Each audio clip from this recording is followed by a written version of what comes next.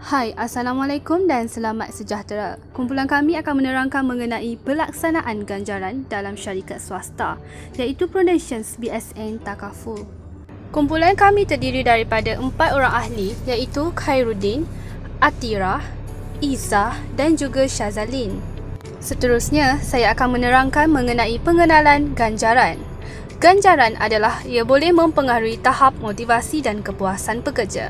Kerana apabila seseorang pekerja itu diberikan ganjaran, maka ia akan lebih bermotivasi, bersemangat dan juga ikhlas dalam membuat sesuatu kerja yang akhirnya dapat meningkatkan keuntungan sesebuah organisasi, sama ada dari segi keuangan maupun kualiti dalam melakukan sesuatu kerja. Majikan juga akan memastikan segala keperluan dan kebajikan pekerja mencukupi, yang akhirnya akan mengekalkan pekerja yang berkualiti. Pekerja yang berkualiti bermaksud adalah pekerja yang setia, yang berkemahiran, yang tidak akan menukar ke sesuatu organisasi lain untuk mendapatkan ganjaran yang lebih setimpal dengan kerja yang mereka lakukan. Latar belakang syarikat PRU BSN, ia menyediakan jaminan keuangan, keselamatan dan kesejahteraan rakyat Malaysia. Ia ditubuhkan pada tahun 2006 menggunakan lesen yang diluluskan oleh Bank Negara Malaysia serta banyak cawangan dan ejen. Visi bagi syarikat ini ialah menjadi pengendali takaful pilihan pertama untuk rakyat dan komuniti.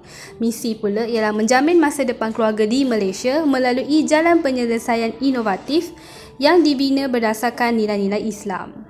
Seterusnya, deskripsi tugas ejen insurans. Pertama, ejen insurans bekerja untuk agensi insurans yang berbeza membantu pelanggan mendaftar untuk polisi yang paling sesuai untuk gaya hidup mereka. Yang kedua, ejen insurans selalunya bertanggungjawab untuk mencari pelanggan mereka sendiri melalui kaedah seperti panggilan telefon, menghubungi rujukan dan rangkaian. Yang ketiga, ejen insurans berhak untuk mencipta kaedah pembayaran pelanggan, mengesyorkan strategi pengurusan risiko kepada pelanggan dan menyediakan hasil polisi selepas tuntutan yang dikemukakan oleh pelanggan diluluskan. Yang keempat, tanggungjawab utama ejen insurans adalah untuk menjual polisi insurans. Kemahiran jualan yang baik akan membantu ejen insurans dalam mencapai matlamat jualan dan meningkatkan asas pelanggan mereka. Plan insentif terbahagi kepada dua, iaitu insentif jangka pendek dan insentif jangka panjang. Insentif jangka pendek merupakan tambahan kepada gaji asas yang diberikan kepada pekerja dalam tahun operasi semasa. Sebagai contoh, bentuk insentif jangka pendek lain termasuk anugerah ranking atau percutian yang biasanya mengiktiraf pencapaian yang berkaitan dengan tugas atau projek tertentu. Seterusnya, pelan insentif jangka panjang dibangunkan oleh majikan untuk pekerjanya bagi membantu menyediakan gaya hidup yang lebih selesa ketika persaraan mereka.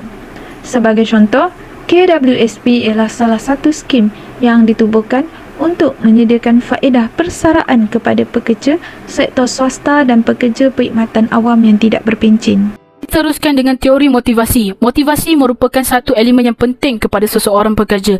Ini kerana pekerja yang bermotivasi lebih produktif dan pekerja yang lebih produktif lebih menguntungkan dan boleh meningkatkan produktiviti kerja. Berdasarkan temu bual yang telah kami lakukan dengan ejen Prudential BSN Takaful, teori motivasi yang boleh kami kaitkan adalah teori equity dan teori penetapan matlamat. Ejen akan lebih bermotivasi kerana mereka mengetahui bahawa usaha mereka dalam menjual setiap insurans tersebut akan diberikan ganjaran. Ini bermaksud ianya setimpal dengan usaha yang mereka kerjakan dan ianya amat berkaitan dengan teori equity. Bagi teori penetapan matlamat pula, ejen mempunyai matlamat tahunan yang diberikan oleh organisasi bagi mencapai sasaran yang telah ditetapkan. Mengikut pengetahuan yang diberitahu oleh ejen itu sendiri, setiap ejen mempunyai sasaran tahunan yang perlu dicapai. Jika seseorang tersebut berusaha keras, mereka akan diberikan ganjaran. Berikut adalah contoh penetapan ganjaran yang perlu dicapai oleh ejen insurans. Bayaran untuk prestasi. Gaji kompetitif adalah satu pendekatan yang biasa dalam menetapkan gaji seseorang pekerja dengan memadankan atau melebihi pampasan standard industri untuk pekerjaan tertentu. Dalam konteks temuduga yang telah kami jalankan, ejen-ejen mempunyai gaji bulanan yang telah ditetapkan oleh organisasi tersebut. Namun, untuk mengekalkan gaji tersebut, ejen perlu mencapai sesuatu sasaran yang minimum secara konsisten.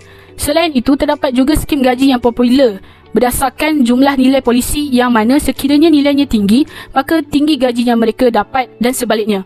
Di samping gaji, mereka juga berpeluang memperolehi ganjaran dalam bentuk bukan keuangan seperti percutian, tiket penerbangan dan sebagainya. Polisi gaji adalah satu set prinsip dan arahan yang mengawal imbuhan pekerja. Ia memastikan bahawa belanjawan gaji pekerja diagihkan dengan lebih samarata dengan mengambil kira prestasi pekerja dan objektif yang dicapai. Objektif utama dasar gaji sumber manusia adalah menarik dan mengekalkan bakat, memenuhi keperluan keuangan tenaga kerja dan menjamin gaji yang adil dan samarata. Berikut adalah contoh ganjaran Prudential BSN melibatkan pakej percutian. Inisiatif individu bertujuan untuk memberikan papasan kepada pekerja secara individu berdasarkan prestasi mereka terhadap penanda aras yang telah ditetapkan. Inisiatif ini amat berkait dengan organisasi Prudential BSN Takaful yang di mana ejen akan diberikan penanda aras yang perlu dicapai pada tahunan tersebut dan bagi ejen yang mencapai matlamat tersebut, ejen-ejen ini akan dapat menerima ganjaran. Bagi inisiatif berpasukan atau berkumpulan, ini adalah inisiatif yang direka untuk menggalakkan dan memberi ganjaran kepada tahap pencapaian profesional yang luar biasa. Objektif inisiatif pasukan ini adalah untuk menggalakkan penetapan matlamat kumpulan, kerjasama dan kerja berpasukan.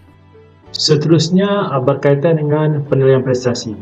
Penilaian prestasi adalah penilaian sistematik mengenai prestasi pekerja bagi pengurus sumber manusia memahami mengenai kebolehan seseorang pekerja sama ada dia boleh meningkat atau berkembang pada masa akan datang. So, dari segi pelaksanaan penilaian prestasi mempunyai pelbagai kelebihan untuk organisasi. Kelebihan-kelebihan ini dapat membantu pengurus sumber manusia menjangkakan menambah baik polisi sedia ada dan membentuk polisi baru. Antara kelebihan-kelebihan tersebut adalah ganjaran, iaitu penilaian prestasi membantu dalam menggambarkan pakej ganjaran untuk pekerja. Kriteria hendaklah berdasarkan kepada keupayaan dan bukannya kekanangan.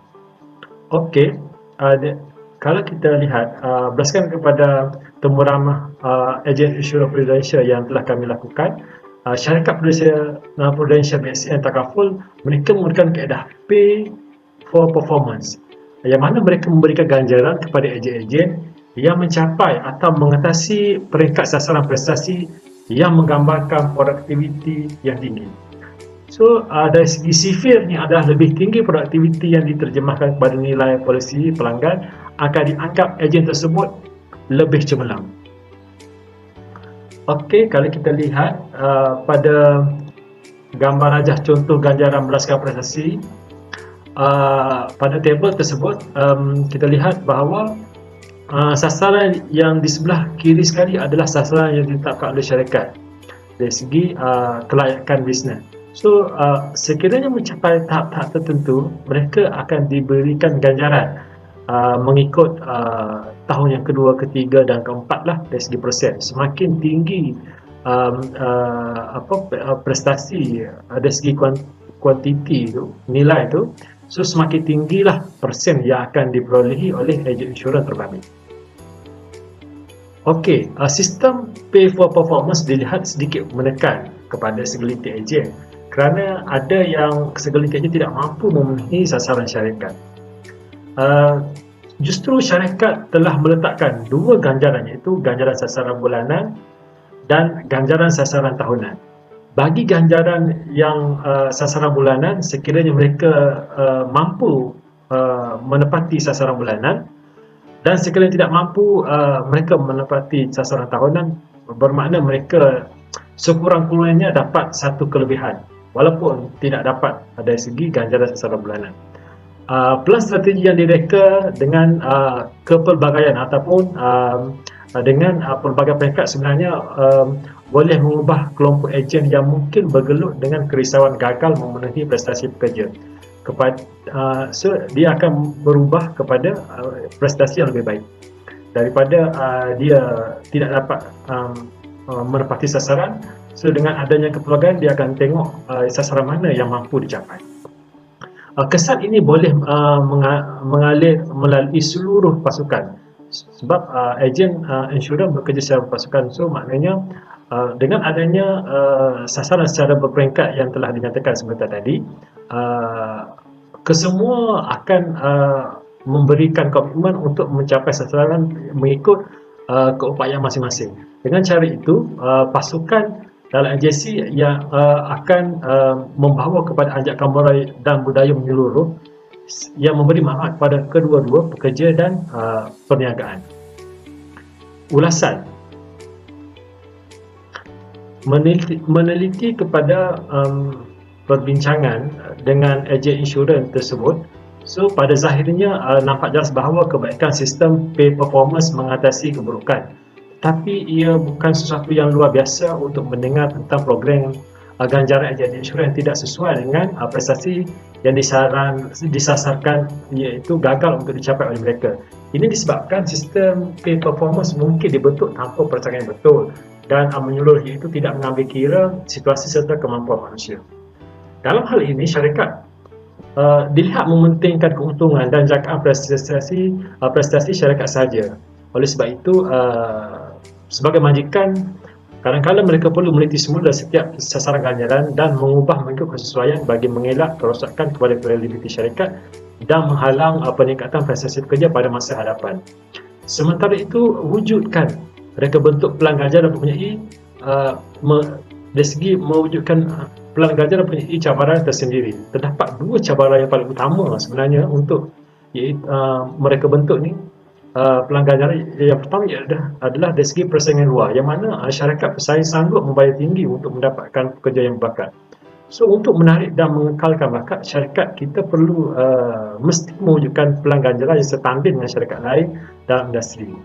So cabaran kedua adalah dari segi keadilan dan tidak berlaku bias. Perkara ini dapat diatasi dengan meningkatkan komunikasi, yang mana pekerja harus tahu mereka dinilai dan harus sentiasa dimaklumkan secara konsisten tentang perkembangan mereka, serta harus dilayan dengan andaian bahawa mereka ingin belajar dan meningkatkan prestasi mereka.